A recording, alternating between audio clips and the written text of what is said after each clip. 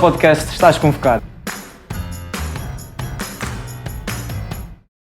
Bem-vindos ao podcast Estás Convocado, mais precisamente à segunda parte do episódio da semana passada, um episódio acerca de mediatismo político e desinformação, mas nesta segunda parte falaremos sobretudo de comunicação política na era digital. E para ajudar-nos também a responder a algumas questões sobre este assunto, traremos outra vez a segunda parte da entrevista com a professora Rita Figueiras, a professora da Universidade Católica Portuguesa, que também é especializada na área da comunicação política e que de facto também vem nos ajudar bastante a responder a algumas questões que nós temos e que acho que é a pessoa mais indicada para o fazer. A entrevista com a professora Rita irá ser sobre a política atual e sobre o político atual e as características do político atual. Eu acho que agora vou passar para o João Pedro, só para ele deixar aqui uma pequena frase. Temos aqui uma pequena frase dita por um filósofo do século XXI. Redes sociais, um pequeno passo para um jovem, um grande passo para um político. Este filósofo, para quem não sabe, chama-se João Pedro da Silva Fernandes e pronto. É isso. E agora vamos passar para a entrevista. Mas agora vamos passar para a entrevista, já sabem. Gostem. Hoje são a entrevista, é interessante, é um contributo muito valioso, portanto não percam a segunda parte da entrevista. Considera que os mídia são a principal alavanca para o reconhecimento da personalidade do político junto da opinião política? É sem dúvida um eixo muito importante, mas se nós pensarmos que atualmente existe cada vez mais um uso e um consumo mesmo de informação através das redes sociais e, em particular, também através do telemóvel, ou seja, através do telemóvel e dentro, digamos, do uso do telemóvel, as redes sociais, isso faz com que os meios de comunicação, a televisão, a rádio, a imprensa, que até mais ou menos 2010, digamos assim, eram de facto a forma principal e exclusiva, quase, tirando as pessoas que tivessem um contacto direto, pessoal, ou por questões da sua vida particular, ou por questões profissionais, conhecessem o ambiente político ou uma certa dimensão da vida política. Caso contrário, o seu contacto com essa área da vida e com os próprios políticos era feita através dos meios de comunicação social. Eles continuam a ter um papel muito importante, mas esse papel, digamos que é partilhado, é feito em articulação com as redes sociais, não só como forma das pessoas acederem à informação, ou seja, muita da informação consumida não é diretamente feita através do visionamento da televisão, ou através da leitura dos jornais, ou de escutar a rádio, mas aquilo que chega às pessoas através das redes sociais. Portanto, o que significa que há uma alteração na forma do consumo. Claro que os meios tradicionais não perderam totalmente a sua relevância, mas ela é uma relevância partilhada. Por outro lado, outra questão também aqui importante é que cada vez mais também os políticos comunicam diretamente com as suas populações através das suas contas de redes sociais. Portanto, o que também, digamos que faz relativizar o peso dominante que os meios de comunicação, e em particular a televisão, tinha no passado. A televisão mantém uma importância significativa, mas essa importância vai sendo articulada. A televisão valoriza as redes sociais valorizam a televisão, digamos assim. Neste sentido que a professora está a falar da presença, sente que a presença nas redes sociais acabou e tem sido um requisito para a atividade política ou não? Ou seja, é essencial ou é fundamental que os políticos, de facto, hoje em dia, tenham presença nas suas redes sociais e consigam comunicar com o público através das suas redes sociais?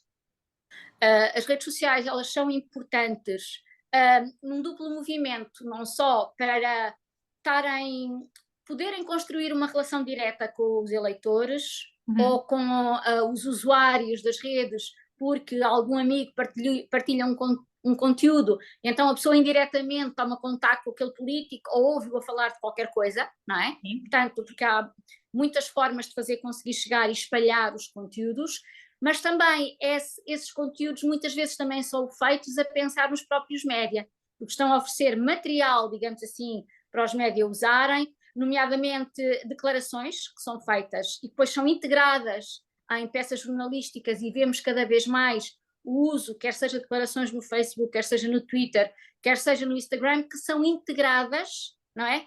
Na parte informativa e nos meios, enfim, que convencionalmente se designa por tradicionais, não é? Quer seja a televisão, a rádio, a imprensa, mas o jornalismo, independentemente do seu suporte. E mesmo o jornalismo, digamos, nativo digital, não é? Os meios que já surgiram no ambiente digital, também muitas vezes vão buscar a declarações que os políticos fazem nas redes sociais para peças que fazem. Portanto, e nesse momento os políticos sabem que quando estão a colocar algum comentário, a comentar qualquer coisa que esteja na ordem do dia nas redes sociais, também sabem muitas vezes, ou até aspiram a que aquelas declarações também sejam integradas no debate que está em curso sobre um determinado tema, não é? Portanto, tem esta dupla função, podemos dizer assim, que é continuar a estabelecer uma relação direta com os eleitores sem ter a mediação jornalística,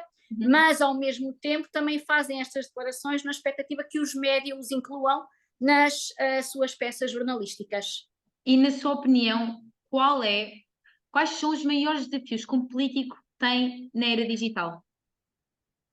Saber comunicar, perceber que a era digital, as redes sociais, a forma como está organizada a sua comunicação é distinta, tem características particulares e que nem sempre são assim tão evidentes.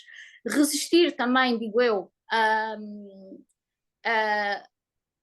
potenciar a circulação e a sua maior visibilidade, recorrendo a termos mais agressivos, a termos mais emocionalmente chocantes, o que seja, porque esse tipo de discurso é um discurso que é mais valorizado nas redes sociais, tem maior amplificação, tem maior circulação, quanto mais agressivo, quanto mais direto, quanto mais definitivo, quanto menos complexo ou ponderado, diria assim, que é muito difícil fazer esse equilíbrio entre ter um discurso ponderado, se for esse o discurso que as pessoas pretendem ter, e o que consegue ter maior visibilidade e engajamento nas redes sociais. Portanto, parece-me que há esta questão de ponderação entre perceber as lógicas de funcionamento das redes sociais, mas resistir, digamos assim, a enveredar por um caminho que ainda aumenta o conflito ou ainda aumenta os antagonismos na vida política, que já é bastante elevado, enfim, se for esse o intuito político, porque há políticos que efetivamente querem mesmo, digamos, gostam do conflito, querem, de facto, acima de tudo, chamar a atenção e, portanto, aí estão, digamos que estão no sítio certo. Claro. Por outro lado, também algo que é preciso perceber é que nas redes sociais é mais fácil descontextualizar aquilo que é dito. Portanto, também pode ser às vezes um risco, porque determinadas afirmações podem ter um contexto e quando uma frase, uma palavra é descontextualizado, e qualquer pessoa pode descontextualizá-la porque pode ir buscar o certo e transformá-lo e integrá-lo com outras observações ou comentários, e aquilo que foi dito originalmente pode a seguir parecer que foi dito de uma forma completamente diferente ou com outras intenções. Portanto, esse risco que as redes sociais têm, porque as redes sociais, quando são depois integrados noutros comentários, como eu dizia, que qualquer pessoa mais ou menos pode ter acesso e facilidade em fazê-lo, não é? Portanto, enquanto o jornalismo tem um conjunto de códigos mínimos que tem que cumprir e arrisca mais ou pode ter mais a perder se descontextualizar em excesso o que foi dito, enquanto nas redes sociais ou anónimos ou cidadãos comuns ou grupos organizados podem fazê-lo sem ter menos restrições, digamos assim, de conduta profissional. E, portanto, as redes sociais oferecem mais oportunidades, mas também certamente oferecem mais riscos de algumas polémicas que podem daí surgir e também descontextualização, que nem sempre é aquilo que os políticos querem, que as suas coisas sejam descontextualizadas, não é?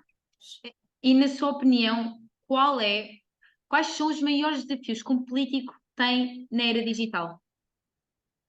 Saber comunicar, perceber que a era digital, as redes sociais a forma como está organizada a sua comunicação é distinta, tem características particulares e que nem sempre são assim tão evidentes. Resistir também, digo eu, a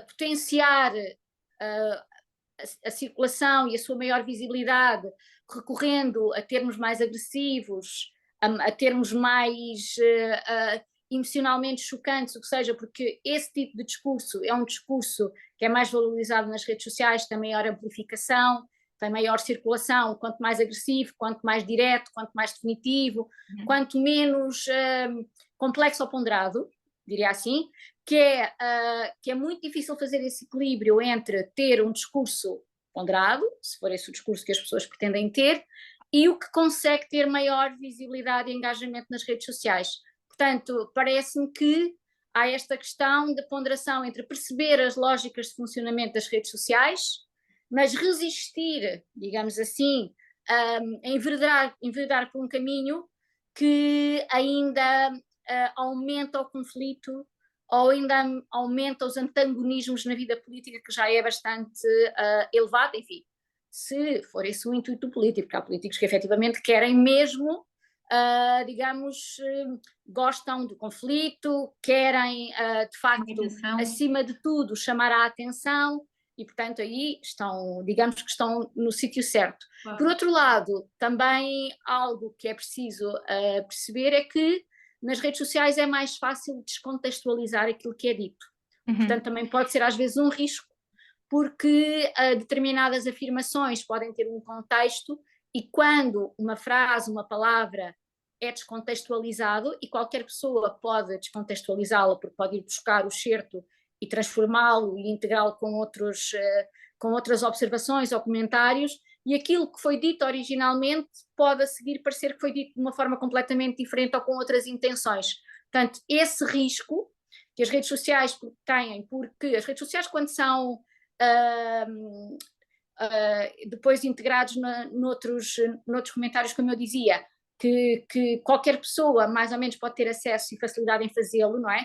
Portanto, enquanto o jornalismo tem um conjunto de códigos mínimos que tem que cumprir e arrisca mais ou pode ter mais a perder se descontextualizar em excesso o que foi dito, enquanto nas redes sociais ou anónimos ou cidadãos comuns ou grupos organizados podem fazê-lo sem ter menos restrições, digamos assim, de conduta profissional. E, portanto, as redes sociais oferecem mais oportunidades, mas também certamente oferecem mais riscos de algumas polémicas que podem daí surgir e também descontextualização, que nem sempre é aquilo que os políticos querem, que as suas coisas sejam descontextualizadas, não é? Só mesmo para terminar, no sentido de que a presença nas redes sociais que os próprios atores políticos têm acabado por ter, acabam por derrubar a presença que eles têm na via dita tradicional, ou seja, nos meios de comunicação. Não, tal como disse inicialmente, uma componente não substitui a outra. Ok. Tem de haver uma relação, ambos têm... Sim, mesmo políticos, o caso de Donald Trump é sempre paradigmático, não é? Que tinha uma presença constante e contínua à época no Twitter, lá por causa disso nunca deixou de estar interessado em aparecer na televisão, não é? Portanto, digamos que o que há hoje em dia, há muito mais espaços de visibilidade, não é? Aumentou exponencialmente os espaços de visibilidade. Muitas vezes a dificuldade é articular estes diferentes espaços, porque lá por existirem muitos não significa que os políticos tenham que estar em todos, não é? E nem sempre é fácil essa destrinça entre quando estar num sítio, quando estar no outro, quando estar nos dois, como articular a comunicação de um com o outro, não é? Mas não substitui, não creio que substitua de todo. Agora, o que existe é uma articulação e também porque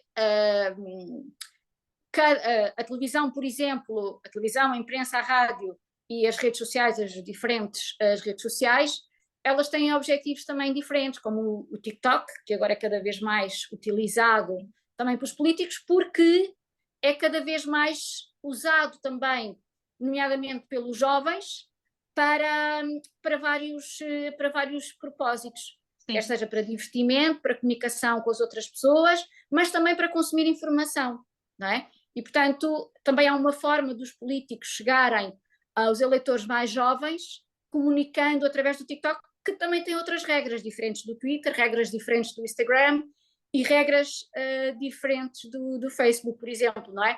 Portanto, não substitui a televisão. Se tiverem muito acesso à televisão, não significa que não queiram ter acesso às redes sociais, e se tiverem uma boa capacidade de circulação nas redes sociais, não significa que não queiram também, em momentos específicos, estar nos chamados média tradicionais. E pronto, foi isto, esta segunda parte do episódio, um episódio sobre comunicação política na era digital, sobre o político atual e que características é que caracterizam, passa a redundância, o político atual. Portanto, já sabem, a conversa é sempre a mesma. Sigam-nos nas redes sociais, sigam-nos no Facebook, no Instagram, no Twitter, sigam-nos também no Spotify, sigam-nos no YouTube. Se tiverem alguma dúvida, exato, se tiverem alguma dúvida, entrem em contacto connosco através de qualquer via digital ou até se quiserem vir à Direção Regional de Juventude, podem muito bem vir, serão muito bem recebidos. Portanto, já sabem. Portanto, já sabem, estão convocados a comparecer no próximo episódio. E esperamos por vocês lá. Obrigado, dê-me um break agora. Podcast, estás convocado.